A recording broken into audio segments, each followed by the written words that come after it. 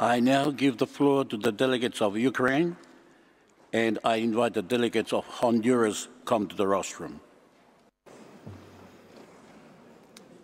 Dear Chair, distinguished ministers, excellencies, ladies and gentlemen, I reiterate our delegation's opposition to the placement of the representative of the Russian Federation to the position of President of the Assembly.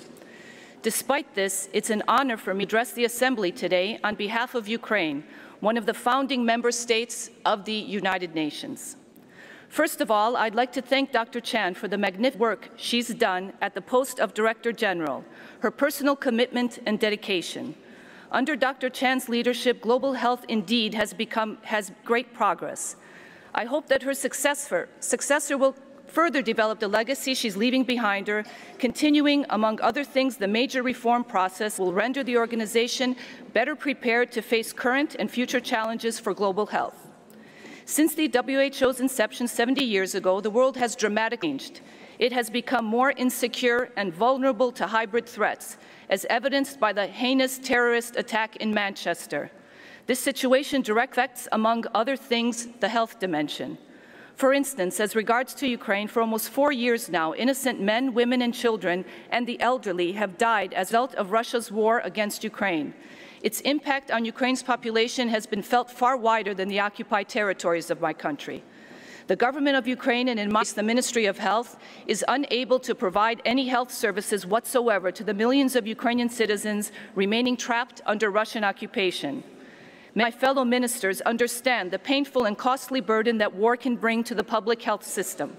Ministers from Pakistan, Afghanistan, Turkey, and elsewhere know very well the challenges of preventing outbreaks of diseases when millions of people are internally displaced, unreachable by static health centers. The failure of the Russian occupation and its proxy forces to adhere to the Minsk agreements is well documented, with almost 500 kilometers of the Ukrainian border exclusively under control of Russia and its proxies. The aggressive state continues to supply increasing amounts of sophisticated weaponry. As you recall, the tragedy of MH17 on July 17, 2014 was a direct result of such weapons deployment.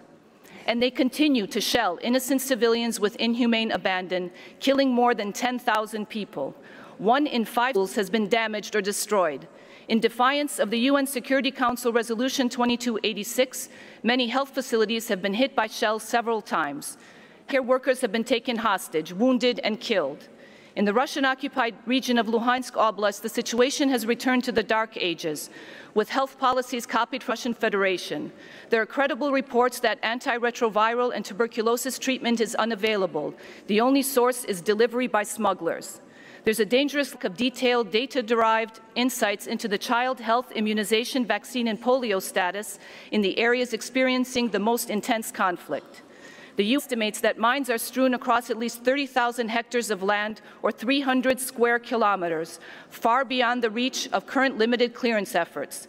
Land and unexploded ordnance have killed more than 600 soldiers and civilians, including dozens of children, and wounded more than 2,000, including a young boy in Luhansk just 2 days ago. And I remind you what Dr. Chan said at the previous assembly: armed conflicts in faraway places will not stay remote. What happens in my neighborhood affects your neighborhood. Very few health or security threats are local anymore. As long as Russia continues to wage an illegal occupation and war, pay a price for its actions. That's why I call upon all of you, fellow ministers, to encourage your governments to support strengthening and expanding sanctions against the Russian Federation. Its gross violation of the Minsk agreements and international law needs to be met with the strongest resolve possible. Ladies and gentlemen, today Ukraine is an open and transparent country. More has been done to reform it in the past 3 years than in the previous 23.